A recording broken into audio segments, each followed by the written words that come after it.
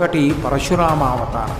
పరశురామావతారం ఆవేశావతారం. ఆవేశావతారము అంటే అందరిలా పుట్టి భగవంతుని యొక్క ఆవేశము చేత అనితర సాధ్యమైన కార్యక్రమములను నిర్వహించి తదనంతరమునందు ప్రశాంత చిత్తుడై పరశురాముడు చిరంజీవి ఇప్పటికీ ఆయన దర్శనమిస్తాడు.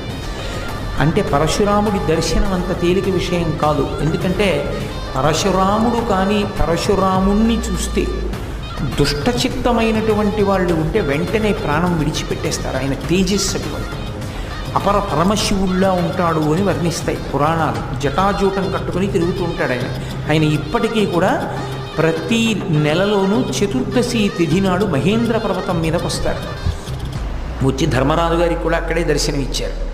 కాబట్టి పరశురాముడు చిరంజీవి. ఆయన భవిష్యత్ యుగాలలో సప్తర్షులలో ఒకటవుతాడు. అటువంటి అవతారములను ఆవేశావతారం